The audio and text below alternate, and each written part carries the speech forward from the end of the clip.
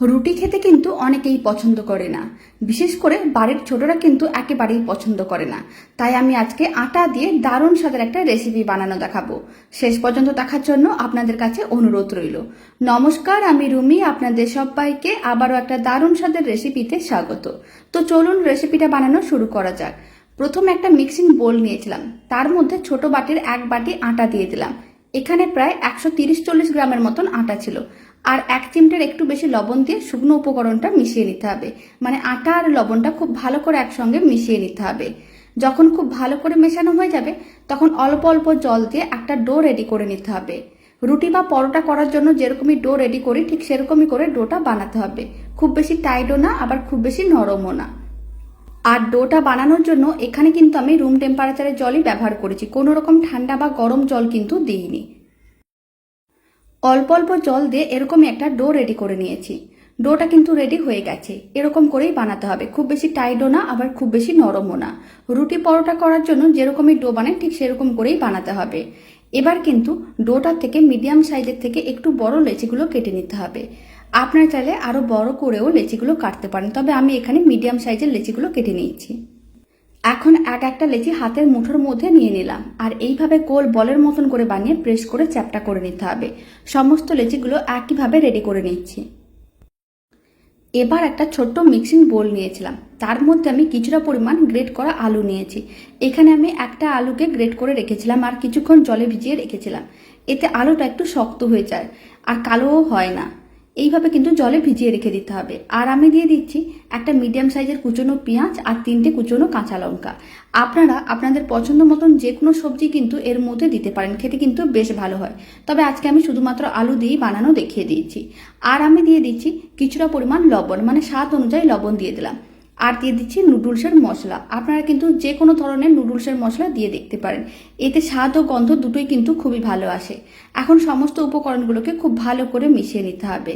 যারা কোনো সবজি খেতে পছন্দ করে না সেই সব সবজিগুলো কিন্তু গ্রেটারের সাহায্যে গ্রেট করে এইভাবে দিয়ে দিতে পারেন, খেতে কিন্তু বেশ ভালো লাগবে।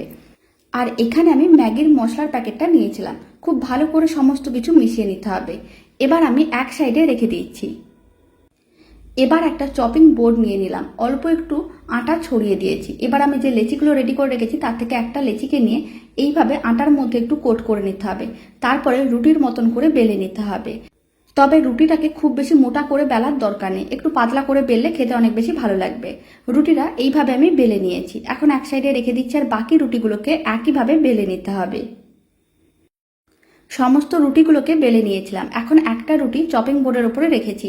আর আলু, লবণ, পেঁয়াজ সমস্ত কিছু যে একসঙ্গে মিশিয়ে রেখেছিলাম আর লবণ দেওয়ার কারণে গ্রেট করা আলুটা কিন্তু বেশ নরম হয়ে গেছে। এবার হাতে কিছুটা করে নিয়ে এইভাবে প্রেস করে এক্সট্রা যা জল আছে সেইগুলো কিন্তু এইভাবে বের করে নিতে হবে। এতে আলুটা কিন্তু বেশ শুকনো থাকবে। তারপরে রুটির ওপরে এইভাবে কিন্তু ছড়িয়ে দিতে হবে। আবার কিছুটা পরিমাণ আলু নিয়ে নিলাম আর এইভাবে প্রেস করে জলটা বের করে নিয়েছি। এখন খুব ভালো করে ছড়িয়ে দিতে হবে রুটিটার ওপরে। রুটিটার ওপরে খুব ভালো করে আলুটা ছড়িয়ে নিয়েছিলাম। এবার কিন্তু এইভাবে রুটিটাকে রোল করে নিতে হবে। খুব ভালো করে রোল করে নিচ্ছে আর সাইডে অল্প অংশ বাদ দিয়ে রাখতে হবে। তারপর অল্প একটু জল নিয়ে জলটা এইভাবে সাইডে দিয়ে দিতে হবে। তারপর খুব ভালো করে রোল করে নিতে হবে, এতে খুব সহজে আটকে যাবে। তারপরে দুটো সাইডকেও এইভাবে হাত দিয়ে প্রেস করে আটকে নিলাম। এখন কিন্তু এটা রেডি হয়ে গেছে। আর বাকিগুলোকে একইভাবে রেডি করে নিয়েছিলাম। এবার এইগুলোকে একটা প্লেটের উপরে নিয়ে নিতে হবে। এখন একটা স্টিলের প্লেট নিয়েছি, অল্প একটু তেল নিয়ে খুব ভালো করে তেলটা ব্রাশ করে নিতে হবে। তারপরে রুটিগুলোকে এইভাবে রেখে দিতে হবে, লম্বা লম্বা করে রুটিগুলোকে রেখে দিতে হবে। আর অল্প একটু তেল ব্রাশ করে নিলে রুটিগুলো কিন্তু প্লেটের গায়ে আটকে যাবে না। 3টে রুটিকে একইভাবে রেখে দিয়েছিলাম। আর এদিকে 5 মিনিট আগে থেকে মিডিয়াম টু লো ফ্লেমে একটা কড়াইতে অল্প একটু জল নিয়ে গরম করে নিয়েছিলাম। এখন কড়াইয়ের মাঝখানে একটা স্ট্যান্ড রেখে দিতে হবে। তারপরে যে প্লেটটা রেডি করে রেখেছি 3টে রুটি রেখে সেই প্লেটটা কিন্তু রেখে দিতে হবে।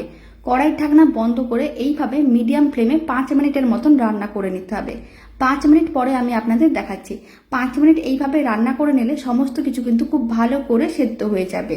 এখন 5 মিনিট মিডিয়াম ফ্লেমে রান্না করে তারপর আমি আপনাদের দেখাচ্ছি। 5 মিনিট মিডিয়াম ফ্লেমে রান্না করে নিয়েছিলাম। কড়াইয়ের ঢাকনাটা খুলে নিলাম। এবার কিন্তু ফ্লেমটা অফ করে দিতে হবে আর এইগুলোকে বের করে ঠান্ডা করে নিতে হবে। হাত দেওয়া যাচ্ছে ঠিক এরকম করেই ঠান্ডা করে নিয়েছিলাম। এবার এক একটা রোলকে তুলে নিতে হবে। আর অল্প একটু তেল ব্রাশ করে রেখেছিলাম, তাই কিন্তু প্লেটের গায়ে আর আটকে যায়নি। এবার রোলগুলোকে নিয়ে এইভাবে 3 ভাগে ভাগ করে নিচ্ছি। আপনারা চাইলে আরও ছোট বা বড় করেও কেটে নিতে পারেন। আপনারা চাইলে আরও ছোট ছোট করেও টুকরো করে কাটতে পারেন, আর না হলে এটাকে 2 ভাগেও ভাগ করে নিতে পারেন। তবে এখানে আমি একটাকে 3টে ভাগে ভাগ করে নিচ্ছি। সমস্ত রুটির টুকরোগুলো কিন্তু রেডি হয়ে গেছে। আপনারা এইভাবেও টমেটো কেচাপ দিয়ে খেয়ে দেখতে পারেন, খেতে কিন্তু বেশ ভালো লাগে। আর যেহেতু বাচ্চারা এরকম খেতে চায় না, তাই আমি আজকে আপনাদের আরেকটা পদ্ধতি দেখিয়ে দিচ্ছি।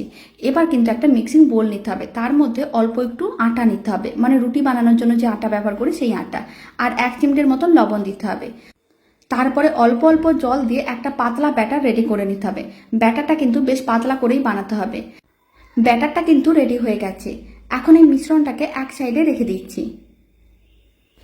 এবার এইগুলোকে ভেজে নিতে হবে। তার জন্য একটা টুকরো নিতে হবে আর ব্যাটারের মধ্যে ডুবিয়ে এইভাবে তেলের মধ্যে দিয়ে দিতে হবে। তেলটা কিন্তু আমি আগে থেকেই গরম করে রেখেছিলাম, তবে খুব বেশি তেলের প্রয়োজন নেই, এইভাবেও কিন্তু তেলে ভেজে নিতে পারেন। 4-5 চামচের মতন তেল দিয়ে দিতে হবে। তারপর একটা টুকরো নিয়ে ব্যাটারের মধ্যে ডুবিয়ে তেলের মধ্যে দিয়ে দিতে হবে।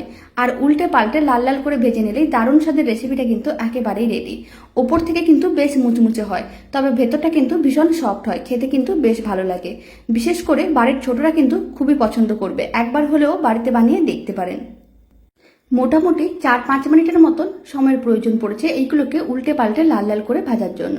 যেইগুলো বেশি লাল হয়ে গেছে সেইগুলোকে প্রথমে তুলে নিচ্ছি, আর বাকিগুলোকে একইভাবে আর একটু সময় ধরে উল্টে পাল্টে নেব।